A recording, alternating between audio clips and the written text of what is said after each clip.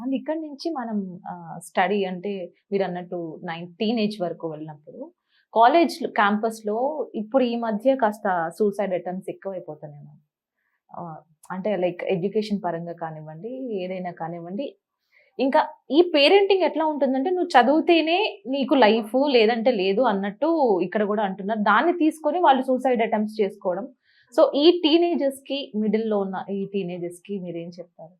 ఇప్పుడు ఈ టీనేజ్ అనేది ఎలా ఉంటదంటే చాలా సెన్సిటివ్ అండి. ఒక పక్షిని మనం చేత్తో గట్టిగా పట్టుకుంటే చచ్చిపోతుంది, వదిలేస్తే ఎగిరిపోతుంది. So it's a very sensitive area.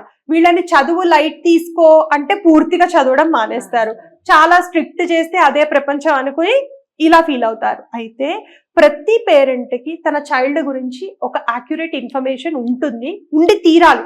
అంటే మనం టైం కరెక్ట్‌గా స్పెండ్ చేస్తే, వాళ్ళు ఏం చేస్తున్నారో వాళ్ళ day to day life observe చేస్తే వాళ్ళ మైండ్ సెట్, వాళ్ళ వే ఆఫ్ థింకింగ్, వాళ్ళు ఎంత సెన్సిటివ్, ఎంత ఎడమెంట్, ఇవన్నీ మనకు క్లారిటీ ఉంటుంది.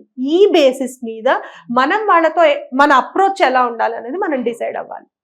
ఎప్పుడైతే మీరు చెప్పినట్టు పిల్లలకి మనం చదువు ఒక్కటే ప్రపంచం అని చూపిస్తే, చదువు ఫెయిల్ అయితే నా ప్రపంచం మొత్తం పోయిన ఫీలింగ్ నాకు వస్తుంది కదా. నా ప్రపంచం మొత్తం పోతే ఇంకా నేను ఎందుకు సర్వైబిలిటీ? ఇది పిల్లల విషయంలో కానివ్వండి, ఈ లవ్ ఫెయిల్యూర్ విషయము, లేకపోతే పెళ్లి అయిన తర్వాత డైవర్స్ అనే విషయము, ఎవరైతే ఈ ఒక్కటే నా లైఫ్ అని అనుకుంటారో అది కొలాప్స్ అయితే they feel everything is lost.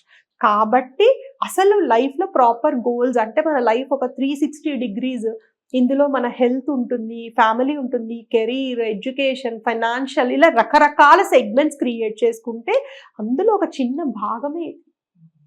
కాబట్టి పేరెంట్స్ ఏ చైల్డ్కి ఎట్లా చెప్పాలి అనేది ఎనాలిసిస్ చేసుకుని వాళ్ళని గనక చెప్పగలిగితే ఇట్స్ ఓకే. అయితే అకాడమిక్ ఇయర్లో చాలా మంది ఏం చేస్తారంటే ఫస్ట్ అంతా వదిలేసి ఎగ్జామ్స్ ముందర పుష్ చేస్తారు. That is wrong approach.